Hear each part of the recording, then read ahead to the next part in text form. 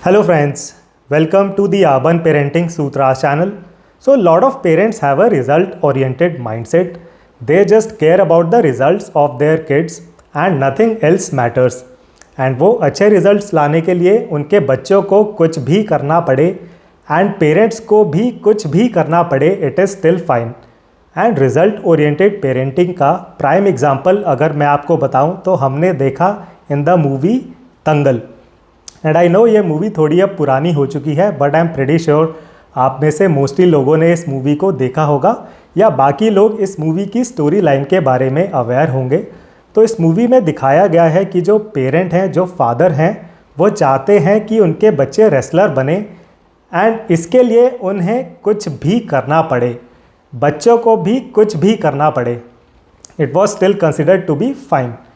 तो हमने देखा मूवी में जो बच्चे हैं उनका चाइल्डहुड इतना अच्छा नहीं रहता है, इतना इन्जॉयबल नहीं रहता है. बच्चों को काफ़ी इश्यूज़ फेस करने पड़ते हैं अपने चाइल्डहुड के दौरान एंड इवेंचुअली जो बच्चे हैं वो रेसलर बन जाते हैं एंड काफ़ी सक्सेसफुल बन जाते हैं लाइफ में. तो जो पेरेंट का रोल दिखाया गया है उन्हें काफ़ी प्रेज़ भी किया गया है. एंड इसी तरह आपको रियल लाइफ में भी काफ़ी लोग मिलेंगे who will only focus on the results of the kids. तो अगर बच्चों के रिजल्ट्स अच्छे आए तो parenting will be called as good parenting. And अगर बच्चों के रिजल्ट्स अच्छे नहीं आए, बच्चों को फेलियर मिला लाइफ में किसी भी एग्ज़ाम में, किसी भी टेस्ट में, तो पेरेंटिंग वॉज बैड पेरेंटिंग. तो आपको रियलाइज़ करना है when as a parent you do this kind of result oriented parenting, you may lose connect with your child, because what happens is आप जब इतना ज़्यादा रिजल्ट ओरिएंटेड हो जाते हैं तो आप अपने बच्चे से फोकस हटा लेते हैं एंड बहुत हाई चांसेस हो जाते हैं कि आपका जो अपने बच्चों के साथ कनेक्ट है वो कम हो जाए एंड आपके बच्चे थोड़ा आपसे दूर हो जाते हैं. जब आप इतना स्ट्रिक्ट होते हैं अपने बच्चों के साथ कि मुझे रिज़ल्ट चाहिए, रिज़ल्ट्स ओनली मैटर, तो हो सकता है कि आप वेट करेंगे उस परफेक्ट दिन का जिस दिन आपके बच्चे रियलाइज़ करेंगे कि क्यों आप उनके साथ इतना स्ट्रिक्ट थे. तो आपके बच्चे उस ग्रेट दिन रियलाइज़ करेंगे कि आप ऐसा क्यों कर रहे थे एंड उसके बाद आपके बच्चे आपके साथ अच्छे कनेक्ट फिर से बना लेंगे. बट ऐसा काफ़ी केसेस में होता है कि उस तरह की रियलाइजेशन बच्चों को नहीं आती है एंड वो ऑलरेडी अपने पेरेंट्स से काफ़ी दूर हो चुके होते हैं. तो जिस तरह हमने मूवी दंगल में देखा कि वहाँ पर तो बच्चों को रियलाइजेशन आ जाती है कि अच्छा हमारे फादर जो हैं हमारे साथ इस तरह की स्ट्रिक्टनेस क्यों दिखा रहे हैं, बट रियल लाइफ में शायद आपके साथ इस तरह का दिन ना आए, वो गोल्डन दिन ना आ पाए.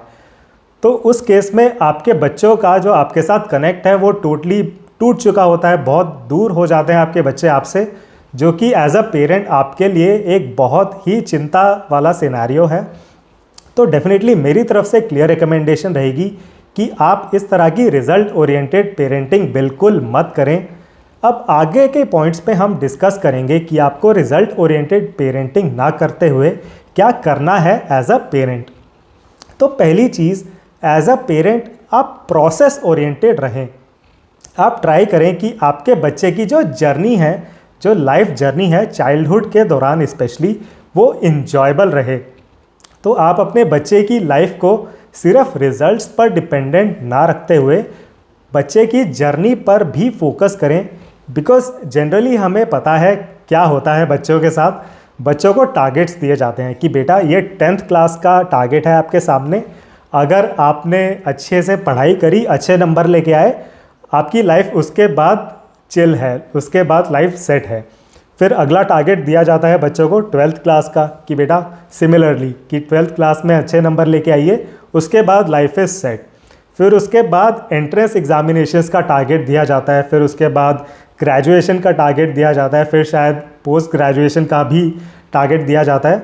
तो बच्चों की लाइफ इन टारगेट्स में, इन रिजल्ट्स को अचीव करने में ही चाइल्डहुड निकल जाता है.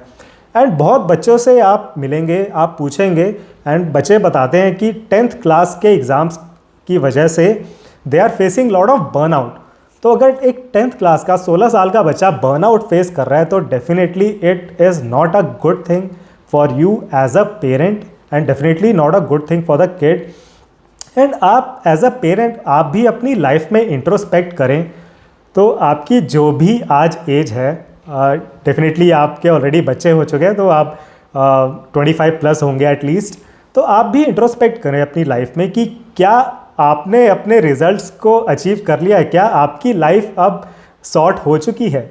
एंड इसका answer mostly will be no, because आपकी लाइफ में एज अ पेरेंट, आपकी लाइफ में आपको नए नए टारगेट्स, नए नए गोल्स मिलते रहते हैं।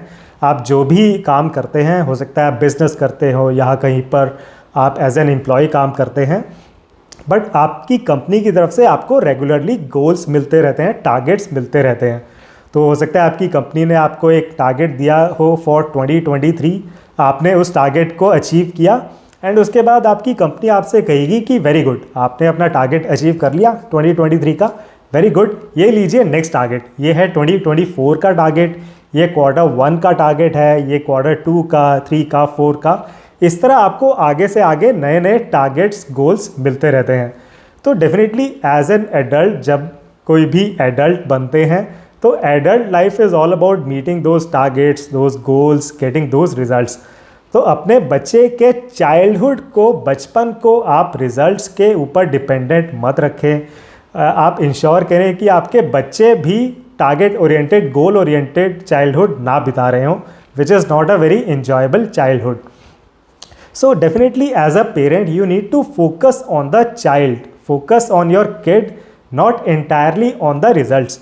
तो आप इंश्योर करें कि आप अपने बच्चे के साथ बहुत स्ट्रॉन्ग बॉन्ड्स बना के रख रहे हैं, आपका अपने बच्चे के साथ एक स्ट्रॉन्ग कनेक्ट है, आप काम पेरेंटिंग करते हैं, आप अपने बच्चे के साथ ठंडे दिमाग से पेरेंटिंग करते हैं, आप एक हॉट हेडेड पेरेंट नहीं हैं एंड आप काम रहते हैं अपने बच्चे के साथ, आप अच्छे से डिस्कशन करते हैं, because that is very very important for you as a parent, for your bonding with your kid as well. And आपको एज अ पेरेंट इंश्योर करना है कि आपके बच्चे बैड हैबिट्स में नहीं पड़ रहे हैं। तो अगर मैं आपको 2 एग्जाम्पल दूँ ऑफ बैड हैबिट्स। पहला एग्जाम्पल, बहुत बच्चे ऐसी हैबिट्स बना लेते हैं कि एग्ज़ाम से पहले उन्हें पूरी रात जागना है, बिकॉज़ वो बहुत प्रेशर ले लेते हैं अपने ऊपर एग्ज़ाम का। तो वो सोचते हैं कि उनका सिलेबस पूरा नहीं हुआ है या उन्हें दोबारा तिबारा रिवीजन करना है, तो वो पूरी रात जागते रहते हैं बिफोर एग्ज़ाम, या बहुत लेट जागते हैं, 2 बजे तक, 3 बजे तक।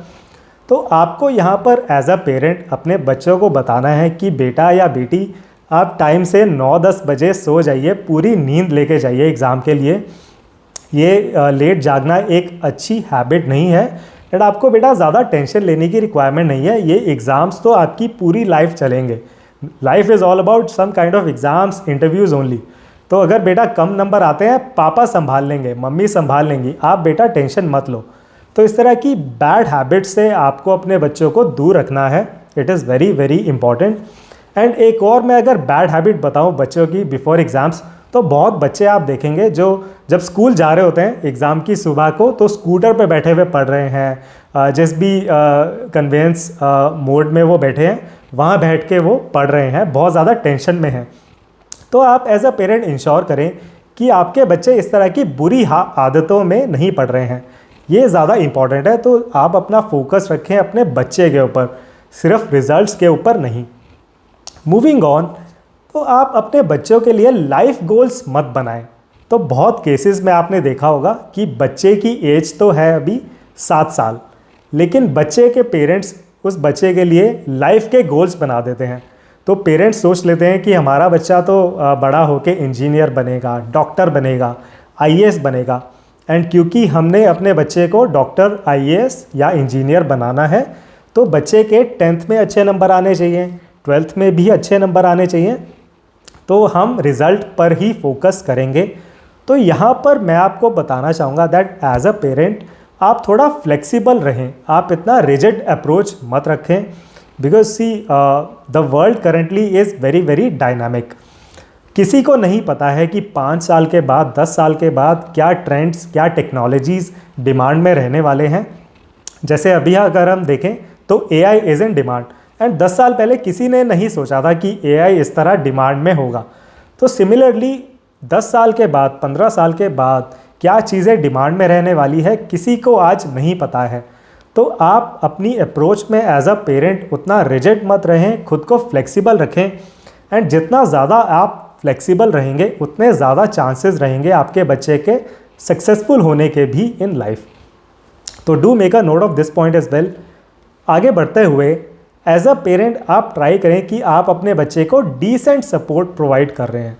आप ट्राई करें अपने बच्चे को डिसेंट स्कूलिंग प्रोवाइड करने की, डिसेंट एजुकेशन प्रोवाइड करने की, आप दी बेस्ट प्रोवाइड करने की कोशिश मत करें। एंड डेफिनेटली देखिए, हर बच्चे की इमोशनल कैपेबिलिटी अलग है, मेंटल कैपेबिलिटी अलग होती है, इसलिए हर बच्चे के रिजल्ट्स अलग आते हैं। तो आप उतना ज़्यादा रिजल्ट्स पर फोकस मत करें। देखिए, अगर आपके बच्चे के अच्छे रिजल्ट्स आते हैं, अच्छे नंबर्स आते हैं, तो डेफिनेटली आप प्राउड फील कर सकते हैं एज अ पेरेंट, आप हैप्पी फील करेंगे as a parent. On the other hand, आपके बच्चे के अगर कम नंबर आते हैं या कहीं पर सक्सेस नहीं मिलता है, तो आप बुरा मत फील करें, आप अपनी पेरेंटिंग को ब्लेम मत करें। आप ये मत सोचें कि आपकी पेरेंटिंग में कुछ कमी रह गई थी। ये बहुत ज़रूरी है, आप फोकस करें अपने बच्चे की जर्नी पर कि क्या आपका बच्चा उस जर्नी को एंजॉय कर रहा है, क्या आपका बच्चा अच्छी हैबिट्स डाल रहा है, उस तरह की बुरी हैबिट्स नहीं डाल रहा है जो हमने डिस्कस किया कि स्कूल एग्ज़ाम से पहले बच्चा पूरी रात जग रहा है, या सुबह एग्ज़ाम से पहले जाते हुए बच्चा ऑटो में पढ़ते हुए जा रहा है। तो उस तरह की बुरी हैबिट्स नहीं डाल रहे आपके बच्चे। एंड आप ज़रूर एज अ पेरेंट इंश्योर करें कि आप अपने बच्चों के साथ स्ट्रॉन्ग बॉन्ड, स्ट्रॉन्ग कनेक्ट बना रहे हैं। ये बहुत ही ज़रूरी है।